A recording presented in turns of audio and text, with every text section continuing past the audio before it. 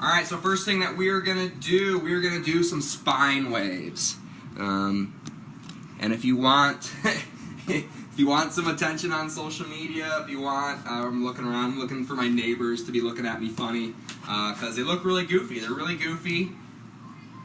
Spine waves, they are what they sound like. We're gonna make a whole like wave with our spine. The reason we like to do this, we like to really, movement's medicine, right?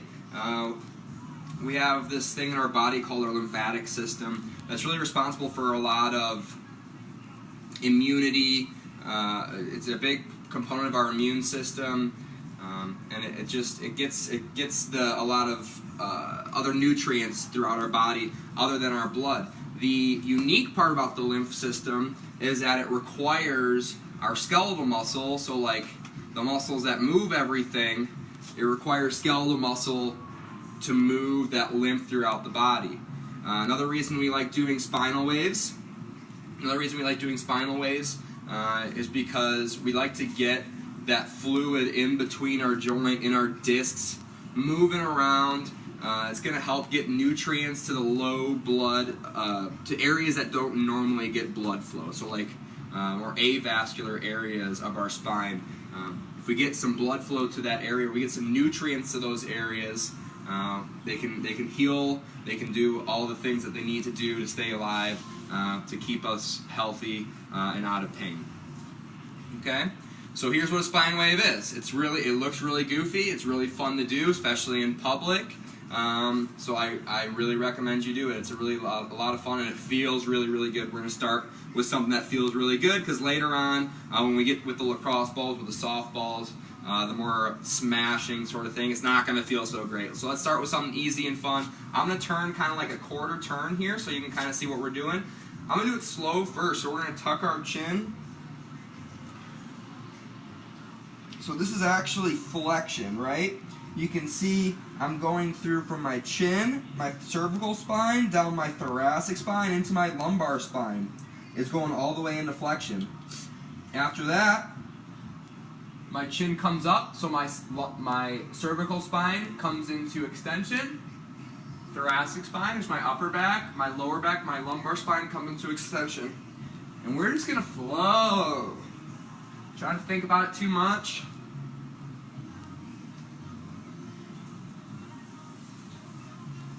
Trying to move every single vertebra up and down our spine. If you want to get some interesting comments on social media, post yourself doing some spine waves. Tag me, and then DM me the weird comments that you get from your friends. Just tell them, hey, I'm moving my spine. Trying to stay healthy, trying to keep a healthy spine. Right, I'm a chiropractor, and we tend to believe the spine's pretty important. Kind of makes sense, right? Oh, I'm getting some weird looks from people walking by. Keep on waving. Just one hip-hop song that I really like to listen to. I don't know what it's called, but it goes like, so wavy, I'm so wavy. That's what I think about when I'm doing these spine waves. And you might notice when you're doing these spine waves that there's one area that, like a hinge point, right? There's some vertebra that don't like to move, and then one area that really forks out. That's why it's so important that we move every single vertebra. Because when one segment really is responsible for a lot of the range of motion, that segment can get overstressed and cause pain, right? From one hypermobile segment caused by a lot of hypomobile segments. That's why it's so important that we do goofy stuff like this. Move our spine every day, especially when we're locked inside. You know, my back, the reason I wanted to do low back stuff today, some spine stuff today, is because we're locked inside. We're not moving a whole lot, right? Movement is medicine.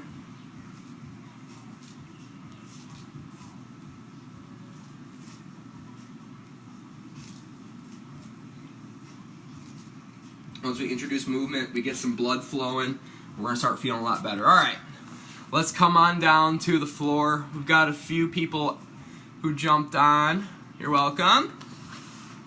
All right, so if you haven't grabbed it already, we're going to do some smashing here. So we need lacrosse ball. I have a softball here, and I have it in a bowl. You might ask, Jamie, why do you have your mobility implements in a bowl? It's because I live in a really shitty apartment, and my balcony is at like a 50-degree slant. So if I don't have it in a bowl, all of my mobility equipment are going to roll off of my patio. So that's why I have it in a bowl. Okay? So yeah, like I said, we need like a firm, like a hard ball, because we're gonna be digging into some tissues, and some tissues that tend to be pretty thick, hard to get into, and also tend to be pretty tender. And we're gonna find some trigger points going through this today. I'm sure all of you are gonna go find some trigger points in the areas that we're gonna smash right here in a second. So I'm gonna give you one more second. Try and find The only thing I don't want y'all to use is I don't want y'all to use like a softball, okay? We want a firm, like a baseball, lacrosse ball is the best. A literal softball is fine, but we don't want like a racket ball. We definitely don't want like a tennis ball. We're just not going to get the effects that we're looking for, right? Okay. So first things first, we're going to smash our erectors. Our spinal erectors run from our pelvis. They line each side. So this is our vertebra. They line each side of the vertebra. They run up all the way into like the base of our skull. All right. So they're really, really important. Their primary use is just to stabilize the spine. Right. That's why they're called spinal erectors. They are responsible for a little bit of spinal extension. Spinal extension would be this. This is spinal flexion. This is spinal extension, okay? And there are these big groups of muscle that run all the way up. They're actually 3 separate groups of muscles, but we just call them all into one. They're really hard to differentiate from one another. Even with highly skilled palpation, they're just hard to differentiate. So here's how we're going to smash them. It's going to suck, okay? We're going to take this ball. We're going to put it right into that lumbar erector. And we're going to lay back, okay? We're going to bring both of our feet up. So both of my feet are going to be on the floor. Knees are up in a position like this. We're going to roll up and down that erector for a little bit here. And we're going to try and find one spot that's really tender, right? So I found a spot that's pretty tender. Once we find that spot, we're going to keep the ball there. Okay, we're not going to be moving the ball up and down our lumbar spine during this portion of the movement. Okay, so we find the one tender spot, we leave the ball there, right? The second part is we're going to put as much weight into that ball as we can. It's on my right erector, so I'm going to bring my right knee up to my chest. Okay? And I'm just going to cycle through hip extension, hip flexion, hip extension, into hip flexion. Okay? And your hip might get a little bit tired, especially your psoas might get a little bit fatigued going through this range of motion for 2 full minutes, right? If that happens, what we want to do is we want to get this, take this knee up and just hold it up here, okay? Because this is the position where your lumbar erectors are at the highest amount of tension, right? And yesterday during our mobility class, we talked about what are 2 things that's required to make change to our tissues.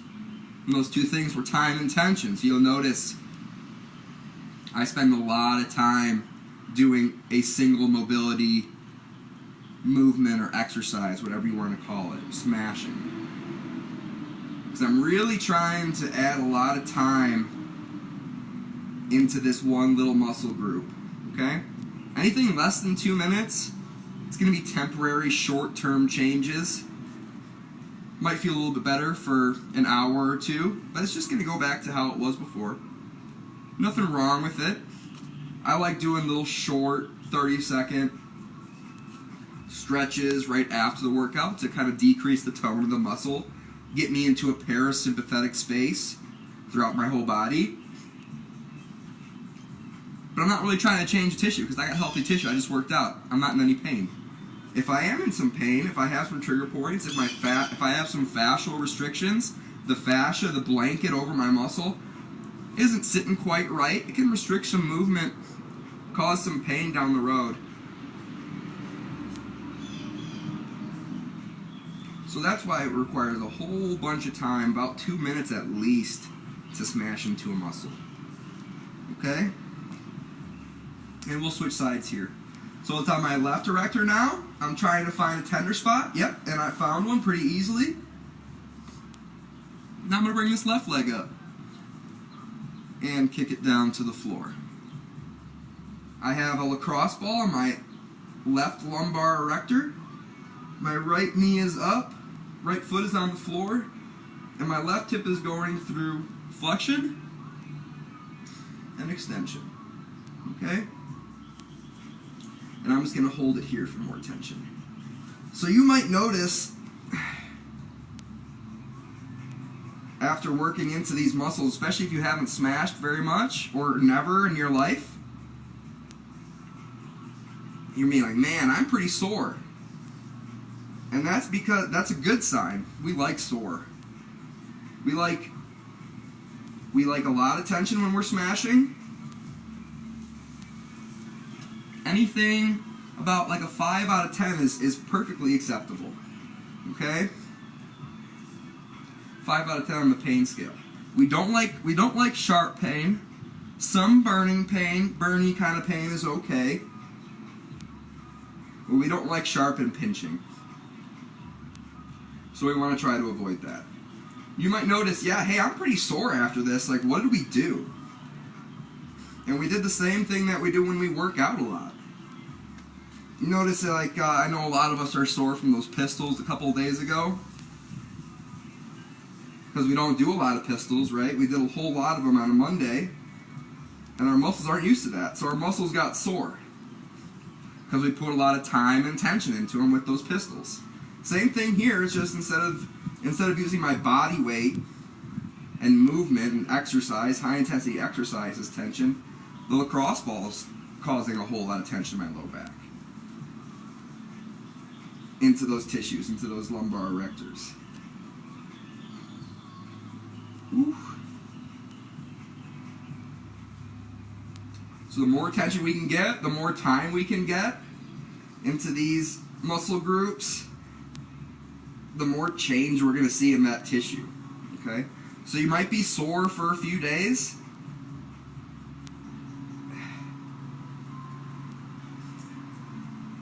But what's going to happen... Oh, let's switch. Let's switch into our glute med. And then I'll talk about fibroblasts and a bunch of nerdy stuff like that. What's actually happening to our muscles after we add all this time and tension. Okay? Alright. So, glute med, glute min. We all know the glute max, right? I'm obsessed with it. I want to grow glute maxes, right? That's like what I want to do. I want to be the glute max, like Dallas doctor. I want to help people grow their glutes. But there's some often neglected glute muscles that aren't really needed for aesthetics, right? We kind of ignore them. We also kind of ignore them when it comes to back pain. They can really cause back pain. They're very easily overworked because they're kind of just stabilizer muscles on the side of our hips here. They're often neglected. We don't train them that often, but sometimes they get overtrained. They can get overworked very, very easily, especially if we're sitting too long in a weird position or we kind of sleep wrong. It can kind of aggravate these muscles. Glute med and glute min is what I'm talking about. Okay. So here's how we find them. We pop up like this, and we're just going to put our hands on the side of our hips, and we're going to rock side to side. Okay? And what we're going to feel is what we call the head of the femur. It's actually the greater trochanter. It's not that important. The head of the femur, the top of our femur, the top of our thigh bone will pop out at us right in here. Okay? It's actually our greater trochanter, just called the head of the femur. Okay? From there, we're going to go up about 2 inches, and if we kind of move our finger back and forth over that band of tissue, it's usually tight on a lot of people. That's our glute min. Okay? We're going to start with our glute medius, though, right? So we're going to go back about 2 inches. Okay? And we run our finger like that, side to side. We should feel another, like, different sort of tissue. All right? That actually lays over top of the glute med. If we go too far back, we're going to fall into a divot. That's where our piriformis lives. Okay? That's what we were stretching yesterday with our external rotation 90-90 stretch. So if we go too far back, we're actually on the wrong muscle. We want to be on this muscle right here. If we kind of run into a divot, we're gone too far. Okay? So again, head of the femur, up 2 inches, back about 1 inch. Okay, not too far. We're going to put the ball right in there. Okay? We're going to lay sort of on our side here. Yikes.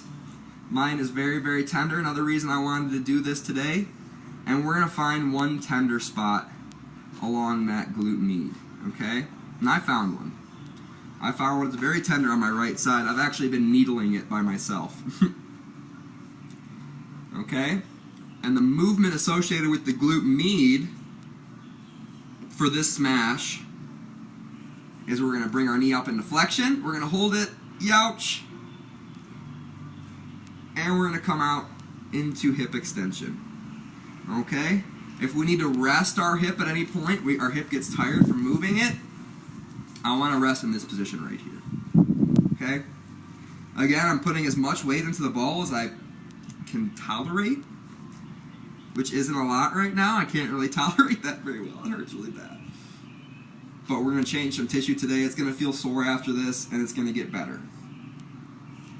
So what happens when we make this tissue sore? Like I was saying, the pain, there's something in acupuncture, an old acupuncture word or phrase or whatever you want to call it, called Der Qi. Der Qi is the reproduction of symptoms, reproduction of pain that we get from putting a needle into a muscle. Okay? So let's say I have some pain in this right glute med, right? If I put a needle into it and twisted that needle around and that needle reproduced the pain that I was feeling, that's what acupuncturists would call Der Qi. It turns out, when we research this in the modern day, when we research Der Qi, that reproduction of pain, that turns out to be the highest correlate, so it's the most correlated with actually treating the pain. Okay? Meaning, if we can reproduce Der Qi, if we can reproduce that pain with the needle, we're going to get long-term benefits. We're going to get decreased pain over time. And there's a lot of chemical and mechanical reasons for that. The point of the story is, the more pain we can cause ourselves, according to the research, the better results we're going to get. Okay? So again, pain is good, sharp pain not good, pinchy pain not good, dull, that Der Qi pain, that pain we are feeling in our glutes is what we're looking for. And my glute med is relaxing a little bit, which is good. Now, we're going to move to that glute minimus on this right side.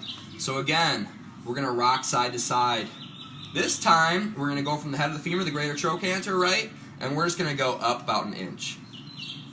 If you do that, you run your fingers side to side, you'll feel your finger fall off of a band of tissue on either side. Okay, that band of tissue, that skinny band of tissue, it's like this big, is your glute min, your glute minimus. Okay? So I'm going to put the ball right there. If you put the ball in your greater trochanter, the head of your femur right there, you'll feel like a bony tissue go just above that, about an inch, right? Okay, so now we're more on our side, and I'm kind of rocking the ball right over that tissue. And my glute min on this side is actually not as bad as my glute med was. So I'm going to try and just sit the ball right in the center of that muscle belly. Can be tricky, okay? We're not going to do a whole lot of movement with this one because it's a very small, skinny muscle and it's very deep, okay? So for example, if I came up into hip flexion, I completely fell off the glute med, okay? If you're able to add a little bit of movement, maybe some adduction, like this, that'll put a lot of tension into it, but it's a very uncomfortable position to hold, and my adductors are going to get fatigued pretty quick, okay? So I'm just going to sit here, find a tender spot in that glute min, and try and relax into the ball. Good, okay. So what's going on? That pain signal is getting sent to our central nervous system, which central nervous system is like a word that makes you sound smart, but really your central nervous system is just your spinal cord and your brain, okay? So if you want to sound smart, call your brain your central nervous system, okay? It's a doctor trick. We do it all the time. This pain signal is going to your brain. Your brain's like, what the heck's going on? Why is that tissue painful? What's happening, okay? So your central nervous system, your brain, sends little helpers down to the area. Little helpers that actually lay down new tissue, new fascial tissue. And those little helper guys are called fibroblasts. Fibroblast. And for whatever reason, when they named all these little helper cells, the blasts, the fibroblasts, the osteoblasts, lay down new tissue. The way I remember it is like they're just like they got a hose and they're blasting new tissue down. I don't know. It's just how I remembered it in grad school. And when they lay down new tissue, it'll actually hopefully reorient the fascial orientation of the fascial fibers over the muscle, which will just allow your muscle to move a little bit better. Less restrictions. Yikes. In movement. And let's switch on to our left side. Okay, so one more time we're going to review how to find this. We're going to hit the glute med first. We're rocking side to side.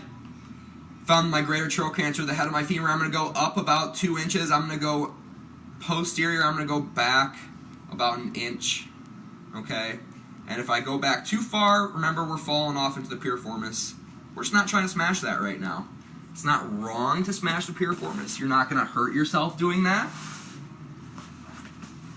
But it's just not the muscle that we're targeting at the moment. And actually, youch, this side hurts really bad too. Lucky me. 2 bad glute meds. So I'm just going to hold my hip in flexion right here. Okay? And what I'm experiencing right now, which you brought up yesterday, is a trigger point referral pattern. I'm feeling pain down the back of my leg, down the side of my leg, back in through here. And that pain's not real. Those tissues that I'm feeling that pain in have nothing wrong with them. My hamstrings are fine, my IT band is fine, but my brain, my central nervous system is sensing pain through those areas because of this trigger point. Why do we have trigger point referral patterns? Yikes. Yow, you guys. Why do we have these trigger point referral patterns? We don't know. There are several theories out there.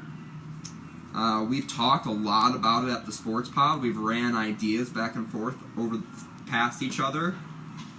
And we haven't come up with a great explanation based on all the theories as to why we get these trigger point referral patterns. Trigger point referral patterns, they're very predictable. They've done studies where they'll inject like an irritant into a muscle to cause a trigger point, and then they'll ask the patient, they'll ask the subject, hey, where are you feeling this pain? They'll be like, well, you injected that irritant into my glute med, and I'm feeling it down the back of my leg and down the side of my leg.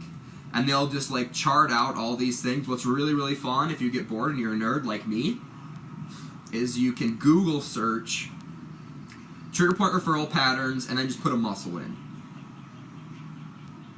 Some really fun ones to look at is like your scalenes, these little cords that run down the side of your neck that easily get overworked with like poor disassociation of shoulder movement. You ever see someone kind of cock their head to the side when they go overhead? Well, they're probably going to have some scalene issues because your scalenes aren't meant to do that over like 100 reps in a high-intensity CrossFit workout, and they'll get lateral arm pain from that, pretty predictably, almost every single time. Yikes.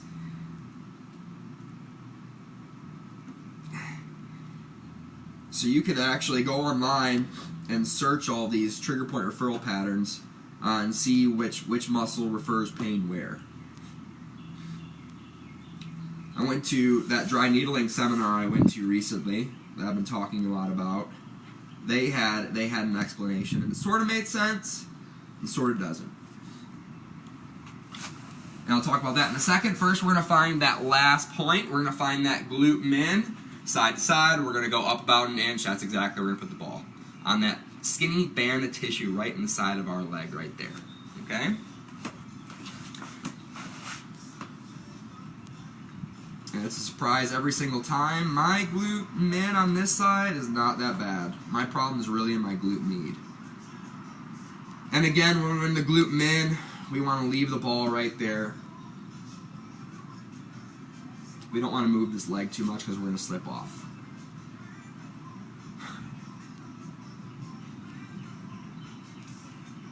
But the dry needler's explanation for why we have these predictable referred trigger point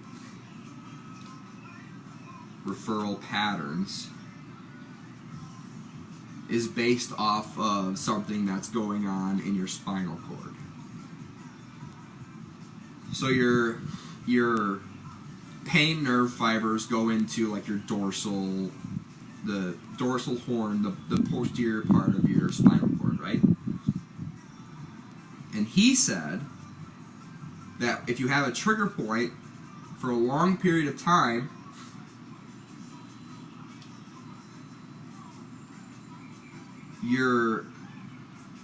the posterior dorsal horn for that area of pain, so you're getting a lot of pain signals, right?